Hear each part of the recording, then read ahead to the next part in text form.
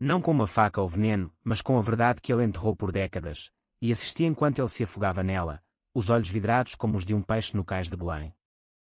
Ninguém acreditou em mim no início, a filha ingrata, a ovelha negra de uma família lisboeta que posava para fotos emolduradas como se fôssemos os Braganças renascidos, mas quando os ossos do segredo saíram à tona, o escândalo devorou tudo, até o último pedaço de hipocrisia que ele mastigava com prazer.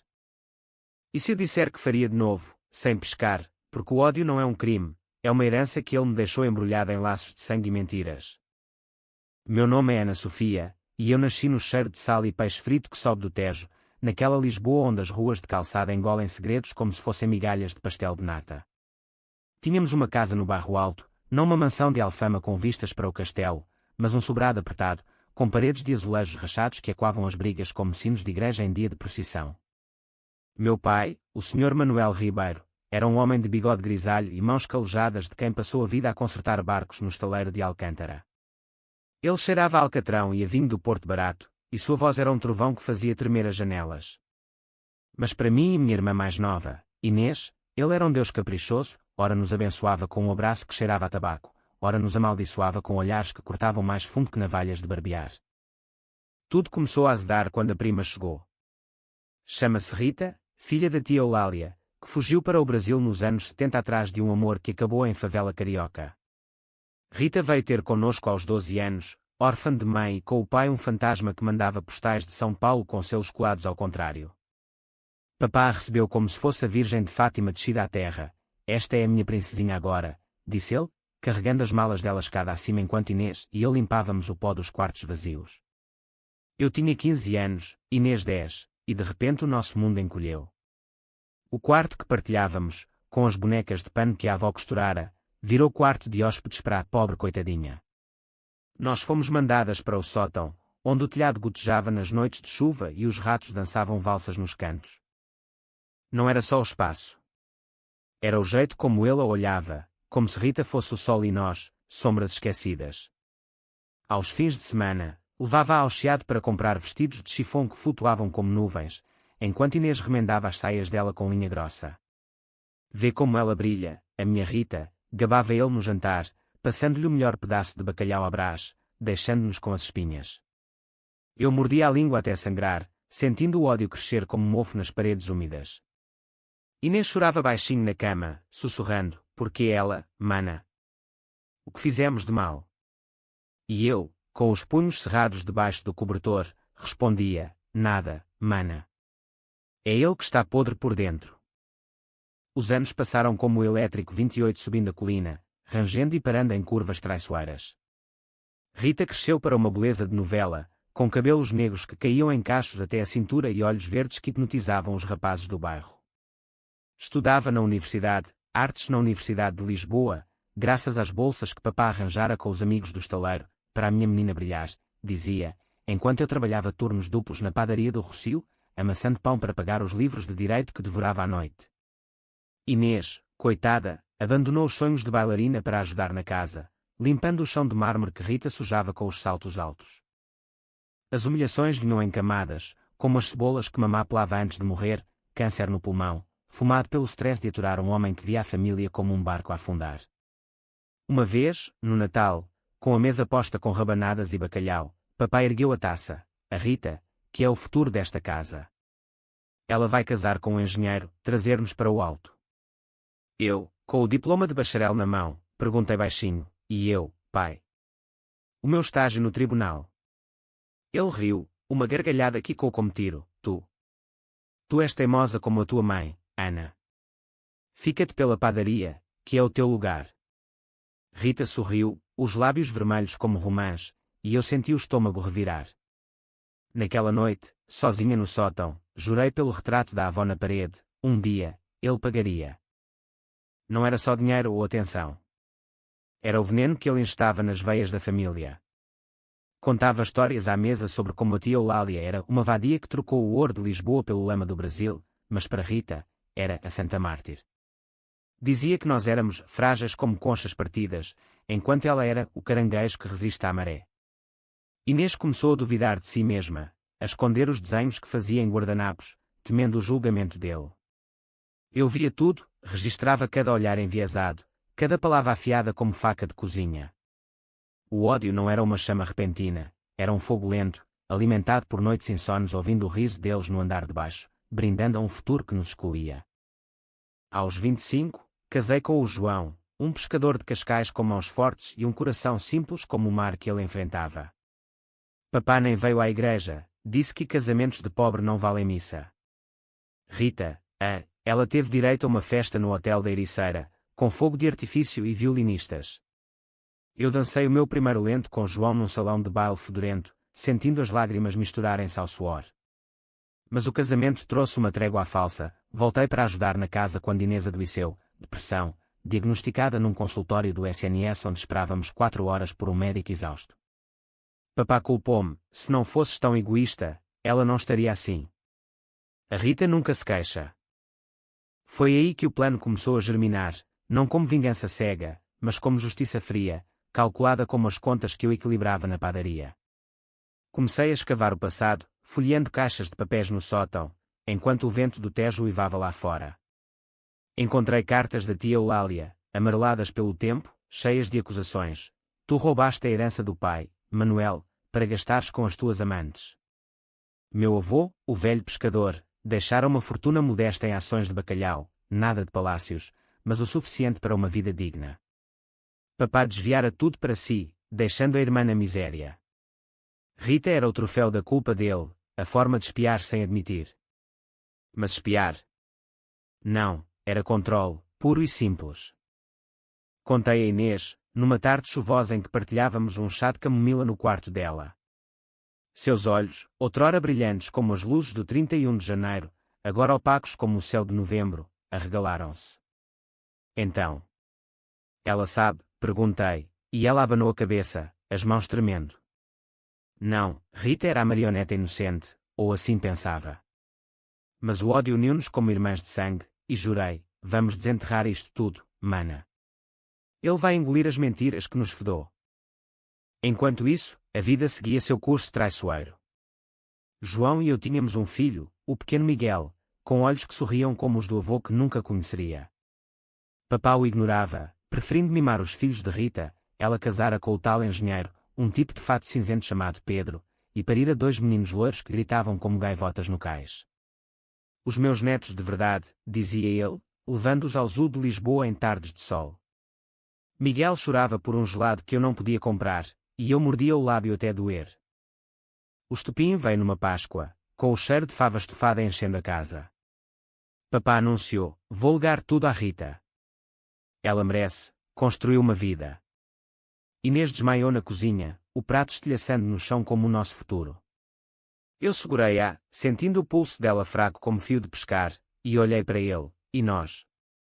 Somos o quê, pai? Lixo que varres para debaixo do tapete. Ele riu, outra vez aquele riso que me perseguia nos sonhos, vocês.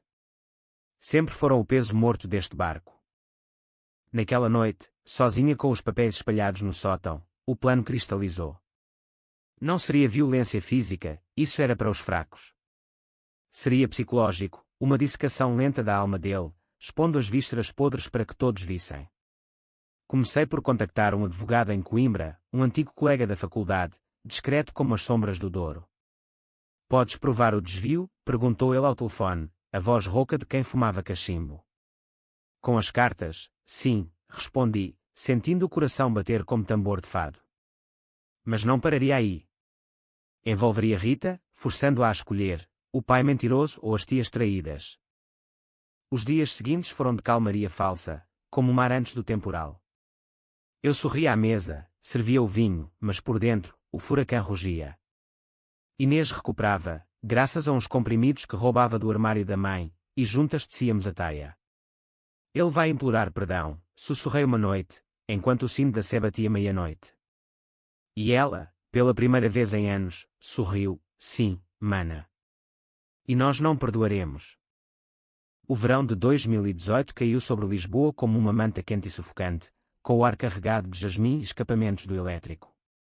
Eu trabalhava agora num escritório de advocacia no Chiado, um cubículo apertado onde os clientes vinham com queixas de divórcios amargos e heranças disputadas, ironia que me fazia rir sozinha, pensando no meu próprio caso. João pescava mais longe, até ao cabo da roca, voltando com redes cheias e o rosto queimado de sol. Miguel crescia rápido, correndo pelo pátio com uma bola de futebol que herdara do pai, gritando golo, como se o mundo fosse um estádio infinito. Papá piorava. Aos 65, o estaleiro demitira, velho demais para os barcos novos, disse o chefe, e ele engoliu o orgulho com uma garrafa de aguardente. Em vez de se reformar com dignidade, virou-se para nós como abutre: ajudem o vosso pai, suas ingrata. Mas o dinheiro que pedia ia para Rita, ela precisa para a casa nova em Cascais, justificava, enquanto Inês vendia joias da mãe para pagar as contas da luz. Eu via o roubo diário, os envelopes castanhos que saíam da nossa casa para a dela, e o ódio fervia como o caldo verde no fogão. Decidi começar devagar, testando as águas como quem lança uma pedra no Tejo. Numa tarde de domingo, convidei Rita para café no Martinho da Arcada, aquele café centenário com mesas de mármore e ecos de Camões. Ela chegou atrasada, de vestido florido e óculos escuros que escondiam o cansaço de mãe de dois. Prima, que saudades, mentiu ela, beijando-me as bochechas com perfume caro. Falámos de trivialidades, o trânsito na ponte 25 de Abril, o calor que derretia o asfalto, mas eu guiei a conversa como um barco no rio, sabes, encontrei cartas antigas da tua mãe. Coisas sobre o avô. Seus olhos verdes piscaram, como folhas ao vento. Ah, sim. A mamã nunca falava muito disso. Empurrei o envelope por debaixo da mesa, selado com cera vermelha como sangue. Dentro, uma carta escolhida a dedo, Eulália acusando papá de falsificar o testamento do avô, desviando as ações para uma conta em seu nome. Lê em casa, disse eu, sorrindo como se fosse um presente. Pode ser útil para o teu Pedro, com os impostos e tal. Ela pegou, confusa, mas o gancho estava lançado. Naquela noite, o telefone tocou às 2 da manhã. Era Rita, a voz trêmula como corda de viola partida. Ana, isso é verdade. O tio Manuel roubou. Eu fingi surpresa, o coração martelando. Não sei, prima. Mas devias perguntar a ele. Família é família, não é? Ela desligou aos soluços, e eu soube que o veneno começava a circular. Papá sentiu o cheiro de mudança no ar, como um lobo farejando armadilha.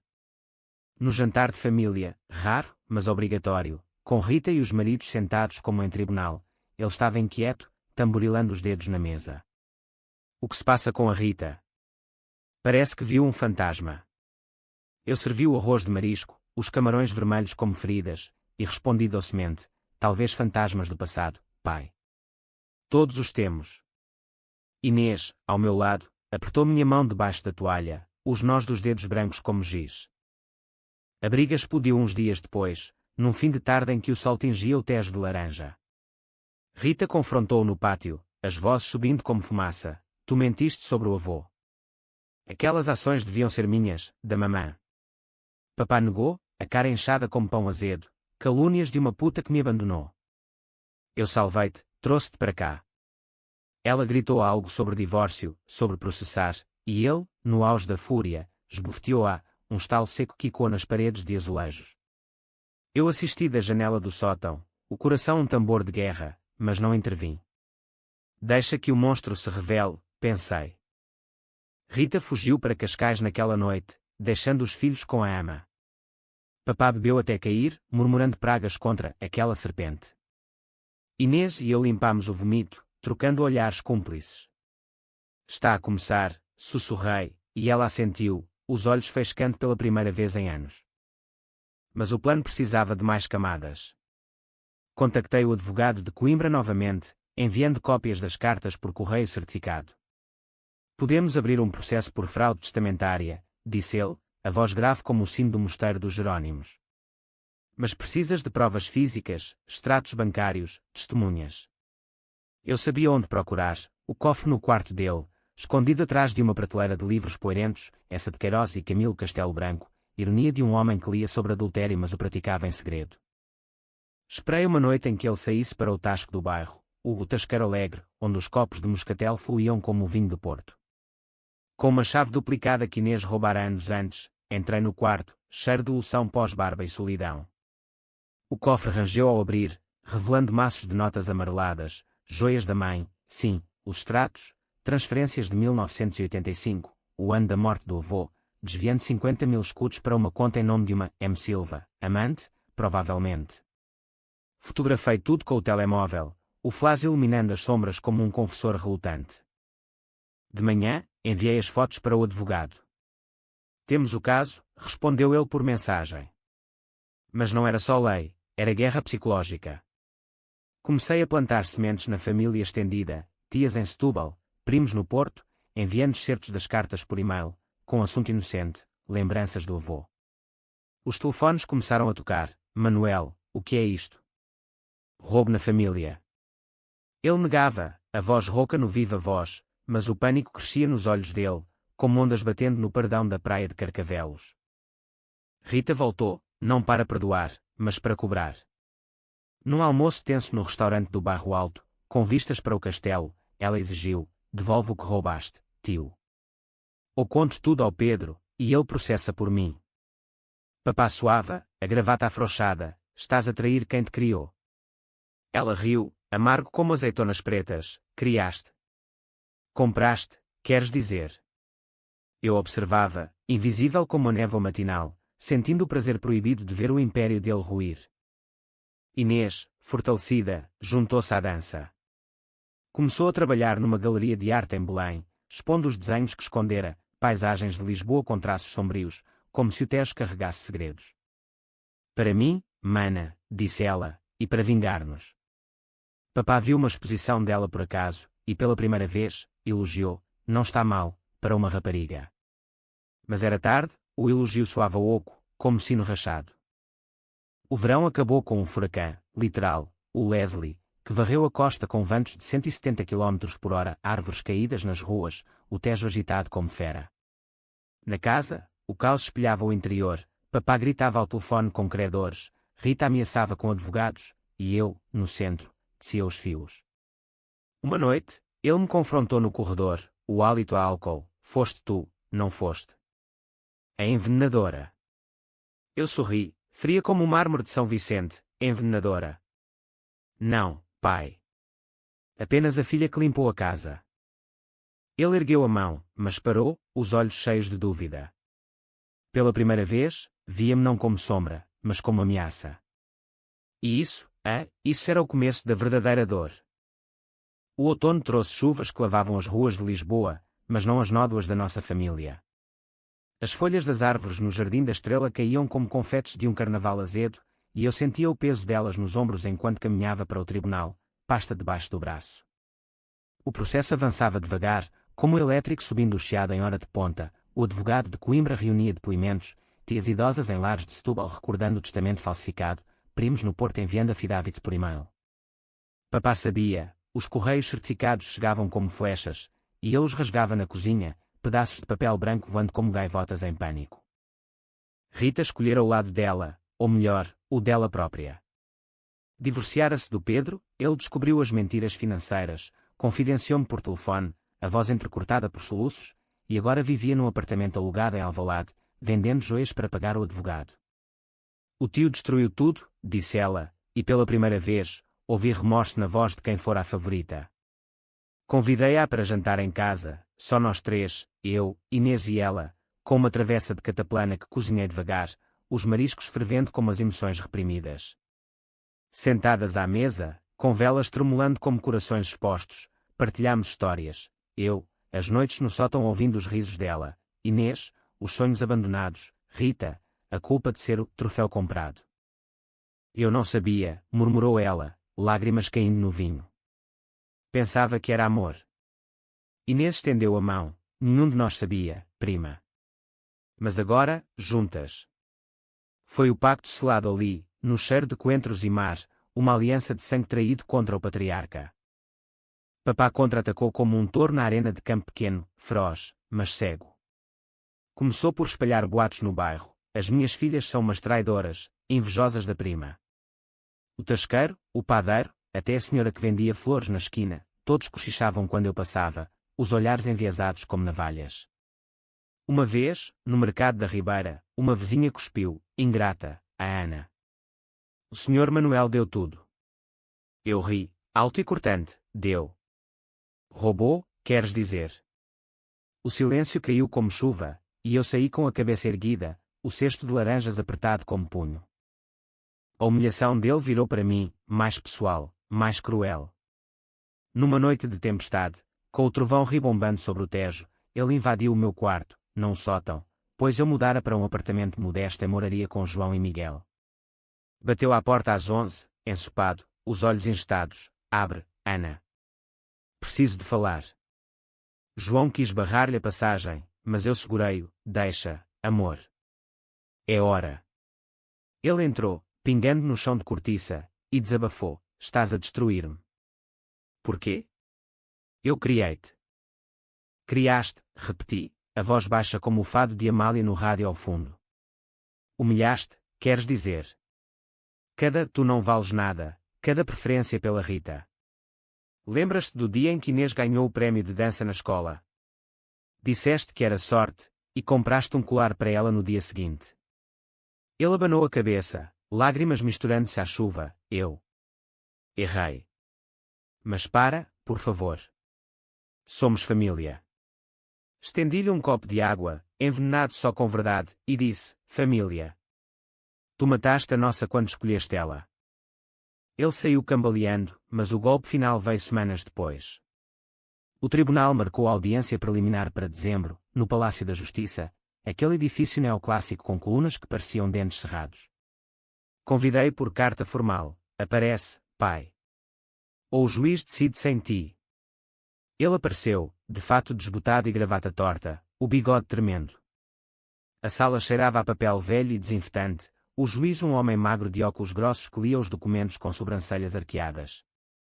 As tias testemunharam por videochamada, vozes trêmulas recordando o dia do funeral do avô. O Manuel alterou o papel, eu vi. Papá defendeu-se, a voz um rugido rouco, mentiras. Elas invejam o sucesso da Rita.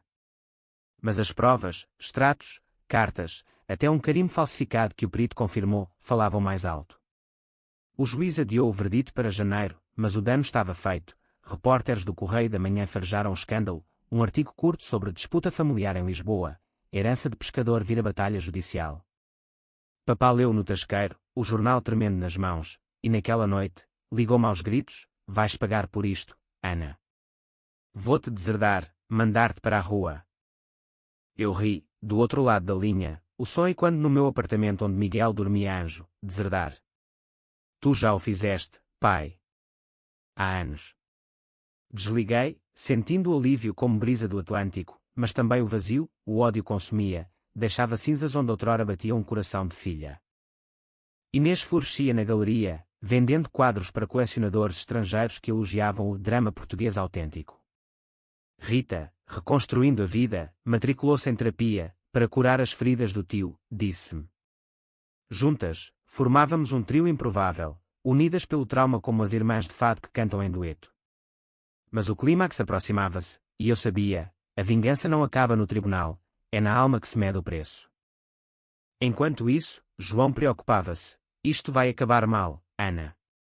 O ódio corrói. Abracei-o, sentindo o cheiro a sal na pele dele, não é ódio, amor. É libertação. Mas no fundo, questionava-me, libertação para quem? Para nós, ou só para o monstro dentro de mim que rugia cada vez mais alto? O Natal chegou cinzento, sem neve mas com luzes piscando nas ruas do Chiado. Não houve jantar familiar, em vez disso, uma ceia só nossa, eu, João, Miguel, Inês e Rita, com peru assado e histórias que curavam. Papá mandou um cartão, rabiscado, perdão. Vamos falar. Guardei na gaveta, como troféu de guerra adiada. Janeiro de 2019 amanheceu gelado, com o vento do norte varrendo o Tejo como um adeus indesejado. O Palácio da Justiça estava lotado, o ar pesado de ansiedade e café requentado das máquinas no corredor. Eu cheguei cedo, de casaco de lã cinzento e sapatos gastos, o cabelo preso num coque prático que escondia as olheiras de noites insones. Inês esperava-me à porta, pálida mas resoluta, com um cachecol vermelho que contrastava com a fachada branca do prédio.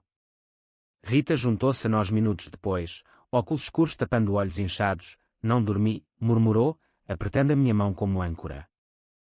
Papai entrou por último, escoltado por um advogado de quinta categoria que cheirava a cigarro frio. Seu rosto estava encovado, o bigode grisalho agora salpicado de branco como ondas espumosas. Não olhou para nós, fixou vazio, como se o chão de mármore o engolisse. O juiz, o mesmo homem magro de antes, bateu o martelo, caso Ribeiro versus Ribeiro. Fraude testamentária. As testemunhas desfilaram, o perito bancário com gráficos projetados na parede, confirmando as transferências ilícitas, uma tia de Setúbal, voz trêmula por speakerphone, jurando sobre a Bíblia, ele falsificou, senhor juiz. Eu vi o selo falso. Papá levantou-se para testemunhar, as mãos tremendo no estrado. Eu amava o meu pai. Fiz o que era melhor para a família. Mas a voz falhava, e quando o juiz perguntou sobre a M. Silva, ele gaguejou, uma amiga. Nada mais. O advogado meu, o de Coimbra, agora meu aliado, apresentou o depoimento de uma ex-colega do estaleiro. A M. Silva era amante dele. Ele pagava-lhe com o dinheiro do avô. O salão murmurou, e eu vi o suor perlar a testa de papá, gotas como lágrimas não choradas. O verdito veio ao meio-dia, fraude comprovada. As ações, valorizadas agora em 200 mil euros com juros e correções, deviam ser divididas igualmente entre as herdeiras, tia Eulália representada por Rita, e nós, Inês e eu. Papá pagaria multas, mais custas processuais. O tribunal considera o réu culpado, declarou o juiz, martelo e quando como tiro final. Papá desabou na cadeira, o rosto cinzento como o céu de inverno, e por um segundo, senti pena, um flash de memória, ele carregando-me ao colo no São João, fogos de artifício pintando o céu. Mas a pena evaporou quando ele nos encarou, os olhos cheios de ódio puro, vocês. Monstros. Destruiu a família. Rita, ao meu lado, sussurrou, não, tio. Tu. Saímos para o rocio, o sol fraco aquecendo os rostos, e abraçámo-nos ali, no meio da praça onde Pessoa sonhara. Acabou? Perguntou Inês, voz pequena. Quase, respondi, sabendo que a verdadeira batalha era interna. Os meses seguintes foram de reconstrução frágil, como um barco remendado após tormenta. O dinheiro veio em prestações, primeiro, 50 mil para cada, o suficiente para Inês comprar um estúdio em Alfama e Rita pagar dívidas. Eu investi no escritório, tornando-me sócia, com um gabinete que dava para o Tejo. João sorriu pela primeira vez em meses, agora sim, Ana. Vida nova. Miguel começou a escola, desenhando barcos e famílias felizes, ignorante das cicatrizes. Mas papá não desapareceu. Mudou-se para um quarto alugado em Benfica, perto do Estádio da Luz, ironia, ele que odiava futebol, vivendo de uma pensão magra e bicos no mercado. Ligava esporadicamente, voz rouca pedindo um empréstimo, para o médico. Eu recusava, sempre com a mesma frase, lembra-te do que nos deste, pai. Uma vez, ele apareceu à porta do meu apartamento, magro como varas verdes, com um bolo de doces de ovos, paz, filha. Pelo Miguel. Deixei-o entrar, por Miguel, e assisti enquanto ele brincava com o neto, os olhos suavizando por instantes. Mas quando Miguel adormeceu, confrontei-o, paz. Depois de tudo. Ele chorou então, lágrimas grossas como chuva de verão, eu. Invejava a Eulália. Ela era a preferida do pai. Queria provar que era melhor. A confissão veio em golfadas, como vinho derramado, a falsificação por despeito, Rita como forma de redenção falhada, as humilhações para nos endurecer. Pensava que vos preparava para o mundo cruel. Ri, amargo, o mundo cruel foste tu, pai. Ele saiu naquela noite, curvado como o arco da Rua Augusta após terremoto, e eu soube, o veneno estava nele agora, corroendo de dentro. Mas a vingança pedia mais, não destruição total, mas humilhação simétrica. Planeei o golpe final com cuidado, como uma receita de pastéis de Belém, camadas de verdade sobrepostas. Contactei o jornal local, um repórter freelance que cobrira o caso, quero a história completa. Entrevista com ele. Recusei-me a dar, mas enviei anónimos, trechos de diário que roubara do cofre, entradas onde ele confessava adultérios e o desvio. O artigo saiu em maio, o pescador que afundou a família, confissões de um traidor lisboeta. Fotos dele no estaleiro antigo, bigode grisalho, legenda, Manuel Ribeiro, de herói a vilão. O bairro explodiu em fofocas, amigos do tasqueiro viraram costas, a padeira negou-lhe crédito. Rita leu-o em voz alta para mim ao telefone, voz trêmula. Ele merece, prima. Sim, respondi, sentindo o peso. Inês pintou um quadro inspirado, um homem afogando-se em ondas de dinheiro falso, que vendeu por milhares numa galeria do Porto. Papá tentou suicídio numa noite de junho, engolindo comprimidos no quarto de Benfica. O hospital o salvou, estômago lavado, e ligou-me: vem, Ana. Diz que me perdoas. Fui, sozinha, o cheiro de desinfetante sufocando como culpa. Ele jazia na cama, tubos nos braços, olhos fundos. Acaba com isto. Sentei-me ao lado, peguei na mão dele, áspera ainda, como cordame velho, e disse: perdão. Não é palavra que se dê assim. Mas misericórdia. Talvez. Saí dali mudada, o ódio esvaziando-se como maré baixa, deixando conchas quebradas. A vingança fora doce, mas azeda no fim. O verão de 2019 foi o mais quente em décadas, o asfalto do Chiado derretendo sob saltos, o Tejo um espelho de calor tremulzente. Meu escritório prosperava, casos de divórcio e heranças fluindo como o rio, e eu navegava-os com a frieza de quem sobrevivera a uma tempestade familiar. João e eu comprámos uma casa pequena em Oeiras, com jardim para Miguel correr, e as noites eram de paz, jantares de sardinha assada na brasa, fato suave no rádio, o mar ao fundo como promessa de esquecimento. Mas o passado não afunda fácil, boia, insistente como gaivotas mendigando migalhas. Papá saíra do hospital fraco, ossos frágeis como porcelana rachada, e instalara-se num lar de idosos em Lumiar, para recuperação, disse o médico, mas todos sabíamos, exílio. Visitava-o semanalmente, não por amor remanescente, mas por dever, o de filha que não abandona, mesmo o monstro. Ele emagrecia, a pele pendente como velas murchas, e as conversas eram monossílabos: o tempo está bom. Come bem. Mas por baixo, o rancor fervia, olhos dele acusando: tu fizeste isto. Rita reconstruía devagar. Voltar ao Brasil por um mês, visitando a terra da mãe no Rio, para fechar ciclos, explicou-me por Skype, o som de samba ao fundo. Voltou com um namorado, um artista de rua com tatuagens de anjos caídos, e os filhos dela floresciam, ignorantes do escândalo. Obrigada, Ana, disse ela uma tarde, num café de Belém com vistas para os Jerónimos. Pela verdade. Doeu, mas libertou. Abracei-a, sentindo o perfume dela misturar-se ao cheiro de pastéis quentes. Somos sobreviventes, prima. Inês era a fênix da família. A galeria promovia a curadora, exposições suas viajando para Madrid e Paris, a pintora que captura a alma lisboeta, elogiavam os críticos. Pintava agora com cores vivas, azuis do Tejo e vermelhos de pôr do sol, exorcizando as sombras. A vingança curou-me, confessou numa noite de vinho do Alentejo, nós três na varanda da minha casa nova. Mas e tu, mana? Ainda odeias? A pergunta pairou como fumo de cigarro. Odiava. O ódio fora o motor, mas agora era ferrugem, corroendo o que restava de mim. Sonhava com papá, não o velho quebrado, mas o jovem forte, carregando-me nos ombros pela feira popular, algodão doce grudando nos dedos. Acordava suada, o peito apertado, questionando, vingança ou justiça. João notava, traçando círculos nas minhas costas: deixa ir, Ana. Pelo Miguel. Ele tinha razão, o filho crescia, perguntando pelo avô, porque ele não vem brincar. Mentia, está longe, a pescar peixes grandes. O golpe final planeei para o outono, quando as vindimas enchem o Douro de uvas maduras e segredos. Convidei a família estendida para uma reunião, não no tribunal, mas na casa antiga do Bairro Alto, agora alugada mas cheia de ecos. Para fechar o capítulo, anunciei por e-mail, com RSVP obrigatório. Papai insistiu em vir, apoiado numa bengala de ébano que comprara com o pouco que restava. Quero ver-vos todas, uma última vez. O dia chegou chuvoso, o céu cinzento como luto adiado. A casa cheirava a mofo e memórias, azulejos frios debaixo dos pés. Coloquei fotos antigas na mesa, o avô no barco, mamá sorrindo, nós crianças com balões no São João.